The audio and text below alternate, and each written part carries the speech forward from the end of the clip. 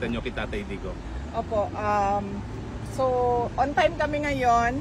Na-consume namin yung allowed, no, na 1 hour and 30 minutes. At ito yung second na visit for the week. Ang susunod na visit ay sa Thursday. So nagpapasalamat kami sa ICC Detention Unit dahil in-approve nila yung request namin na madagdagan sana yung mga araw na pwedeng magbisita kay dating Pangulong Rodrigo Duterte. Ang pagkakaalala ko, ang allowed na ngayon is Tuesday, Wednesday, and Friday na mga bisita. So, papasalamat kami doon. At, well, dinanong namin siya kanina kung kamusta ang kain. Sabi niya na, wag mo kamustahin ang kain ko. Sabihan, i-update mo ako sa kaso. So, in-update ko siya, in-update namin siya sa kaso according to sa kung ano lang allowed, no, sa amin na non-lawyers niya sa ICC na pwedeng sabihin sa kanya. So, yun ang unang pinag-usapan. And then, nag-usap din kami about family. Kung kamusta na ang mga family members, nagkamusta siya kay sa kuya namin. Tanong siya nasaan si Paolo at anong ginagawa. At ang sumunod ay nag-mention siya about Kitty na ipinakita daw sa kanya ng mga lawyers kasi allowed siya, no, na ipakita yung mga messages nating lahat na i-upload ng lawyer yon at ipakita sa kanya. So nakita niya daw yung billboard ni Kitty sa Manila. Meron daw billboard si Kitty sa Manila. So na-mention niya yon and he was proud of it. And nagtanong siya sa mama ko, nagtanong siya kung kilala ba daw ng mama ko si Hanilet. And then nagsumagot din ng mama ko na hindi niya daw kilala si Hanilet. So yeah. Tapos tinanong ko siya, kamusta ang tulog mo? Sabi ko, dire-diretso ba ang tulog mo? Meron ka bang insomnia? Sabi niya, wala naman akong insomnia. Minsan lang hindi ako makatulog dahil sa kakaisip sa nanay mo. Wow. Yeah. Grabe talaga, no? yung ano niya, yung kanyang, hindi pa rin nawawala yung kanyang pambola sa mga magagandang babae. What else about family? Tinanong niya si Mira, no? Sabi ko, okay naman si Mira. Nakatanggap ako ng video galing kay Mira nung nandun si Kitty. Sige, si Mira po yung bata na nakita niyo kasama ni Kitty. Yan po si Mira. And then we talked about Suling, yung anak ni Baste.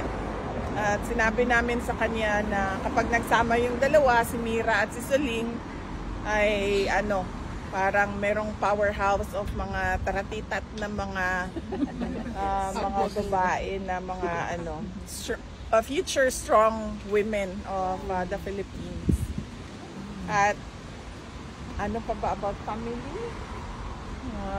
Yun lang naman yon about family. And then yung update sa case, na-update siya sa case, update sa elections, tapos na yon, na alam na niya yon.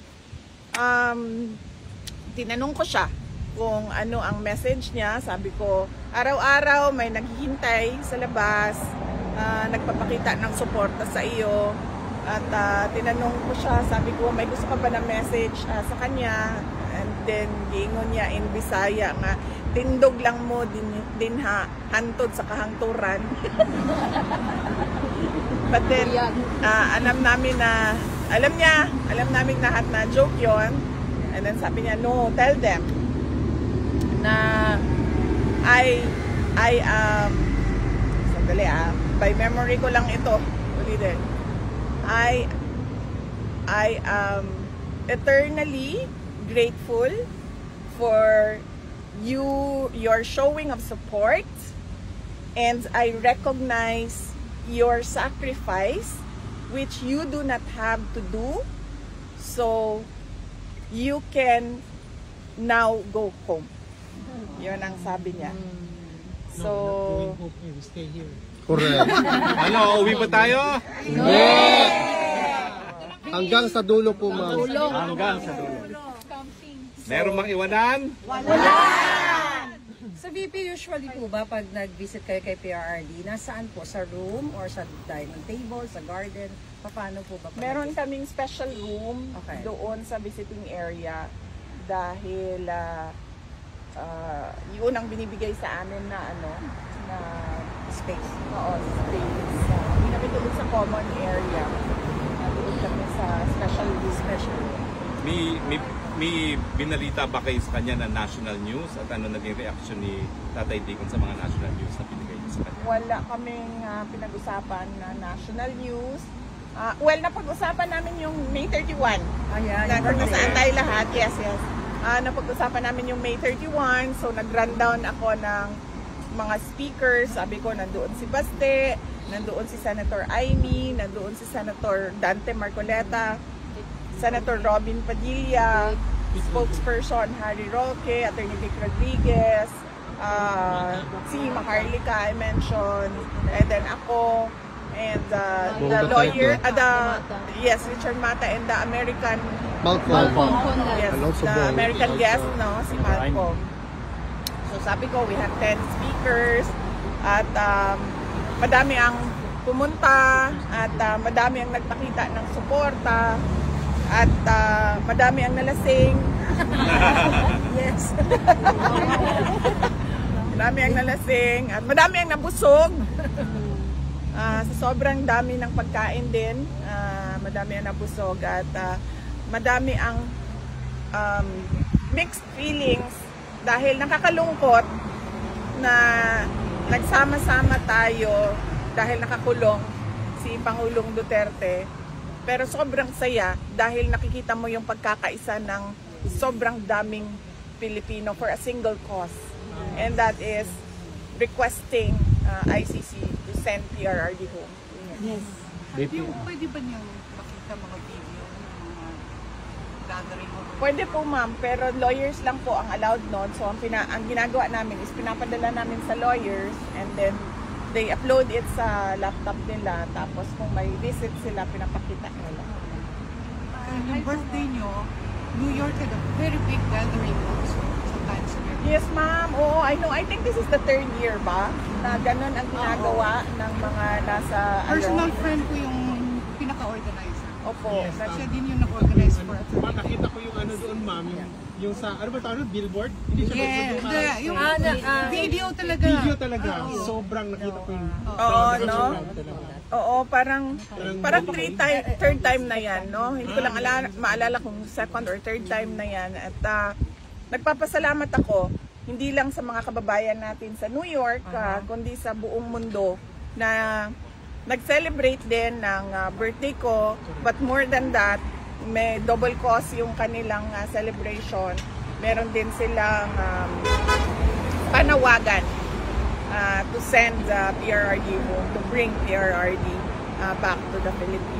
At of course, yun din yung panawagan natin lahat, no? Ibalik si Duterte at ibalik ang tunay na pagbabago natin. Yes. Nagpaalam na ka ba na babalik ka uli sa Pilipinas? Anong mensahe niya sa'yo? Anong mensahe niya dun sa pagbalik dun sa Pilipinas? Opo. Nagpaalam na kami. Nakita ko lang sa side eye. Inuuwi ko po yan. Roommate ko yan. Roommate ko siya. So ilagay ba natin siya sa gitna? Nakadikit yan, ma'am. Yes. So sinabi na namin sa kanya na uwi na kami tomorrow. Magsisimula na yung biyahe namin mamaya. Tapos sinabihan namin siya na darating si Hanilet sa Thursday.